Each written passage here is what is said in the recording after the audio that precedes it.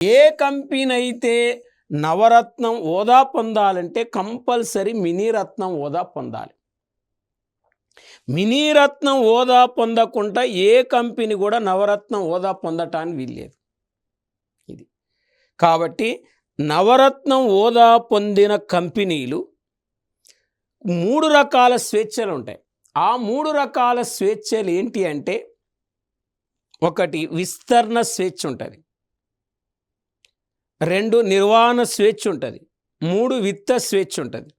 అంటే ఏ కంపెనీ అయితే నవరత్నం హోదా పొందుతుందో ఆ కంపెనీ కేంద్ర ప్రభుత్వ జోక్యం లేకుండా 1000 కోట్ల వరకు పెట్టుబడి పెట్టుకోవచ్చండి, కేంద్ర ప్రభుత్వ జోక్యం లేకుండా.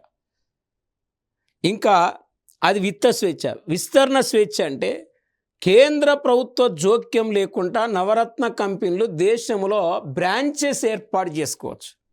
కేంద్ర ప్రభుత్వ అనుమతి లేకుండా సొంతగా ఆ పరిశ్రమలను నడుపుకునే స్వేచ్ఛ నవరత్న కంపెనీలకు ఉంటుంది. నిర్వహణ స్వేచ్ఛ ఉంటుంది, విస్తరణ స్వేచ్ఛ ఉంటుంది, విత్త స్వేచ్ఛ ఉంటుంది. మనం ఎక్కువ ఫోకస్ పెట్టవలసింది ఇప్పుడు చెప్పిన చూడండి వీటి మీదనే.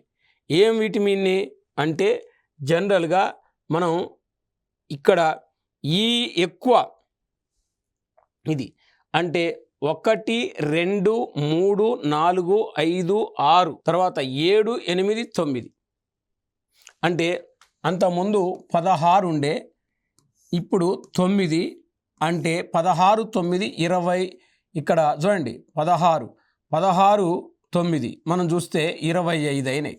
25 అంటే ఇక్కడ ఈ 1, 2, 3 అంటే national fertilizer limited, central warehousing corporation, housing urban development corporation, ఈ 3 కూడా 1, 2, 3 3 కూడా 2024 ఏప్రిల్ 18 పొందినాయి కాబట్టి ఇవి ఎక్కువ గుర్తుపెట్టుకోవాలి.